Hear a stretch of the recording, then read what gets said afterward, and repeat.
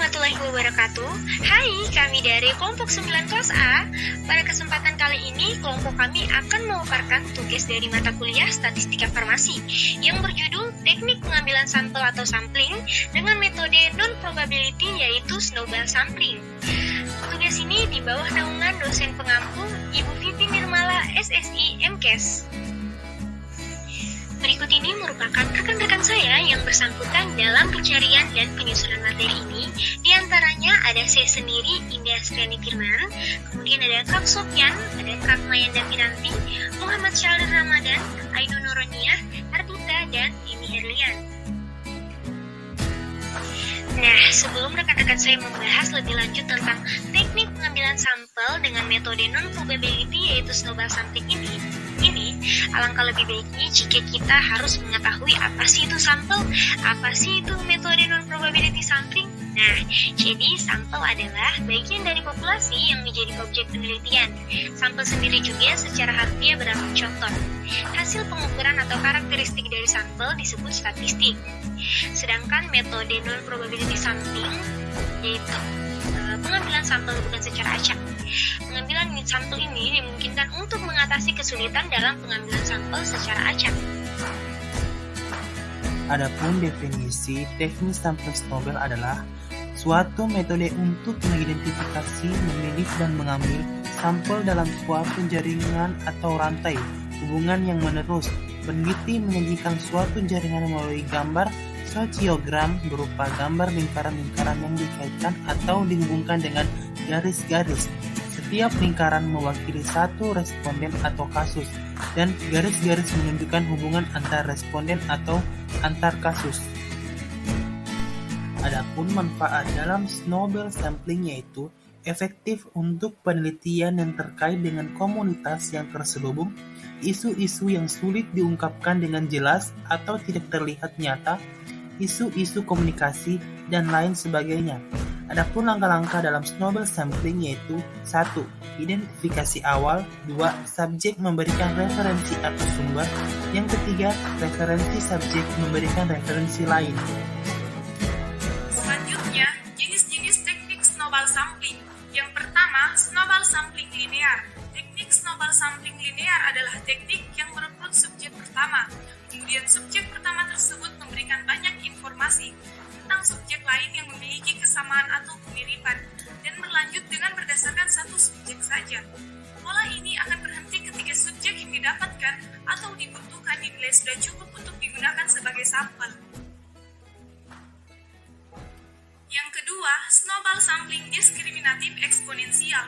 Teknik snowball sampling diskriminatif eksponensial ini, subjek yang ditunjuk sebagai sampel memberikan banyak referensi atau sumber mengenai subjek-subjek lain yang memiliki kesamaan atau kemiripan.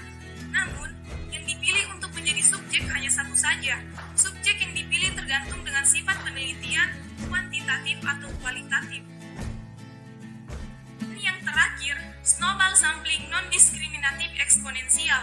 Teknik snowball sampling non-diskriminatif eksponensial adalah teknik yang merekrut subjek pertama. Kemudian, subjek tersebut memberikan referensi atau sumber mengenai subjek-subjek yang memiliki kesamaan atau kemiripan. Setiap referensi atau subjek tersebut memberikan sumber lain, dan seterusnya seperti itu, sampai dengan sampel yang... Berikutnya, kelemahan dan kekuatan.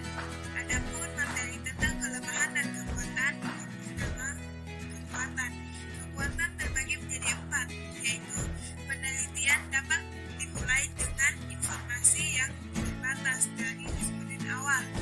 Namun, pada akhirnya informasi berkembang luas dan mendalam, membantu menemukan pihak-pihak yang terlibat dalam penelitian, namun sulit ditemukan atau tidak diketahui keberadaannya, meningkatkan jumlah responden dalam prosesnya guna mencapai hasil yang akurat, dan membangun gagasan berdasarkan sumber-sumber dari jaringan yang terbentuk.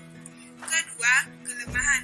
Kelemahan terbagi menjadi 4 juga, yaitu waktu pelaksanaan menjadi lebih lama apabila peneliti sulit membangun jaringan. Biaya penelitian dan tenaga yang dikeluarkan dapat bertambah dari penggunaan semula. Apabila baru menemukan responden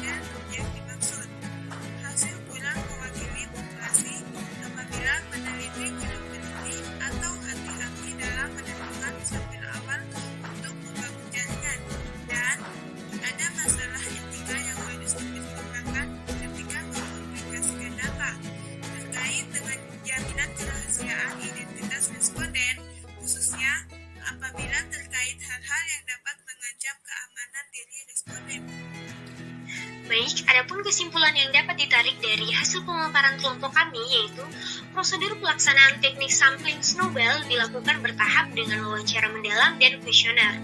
Pada penerapannya, teknik sampling snowball memiliki kelebihan dan kekurangan.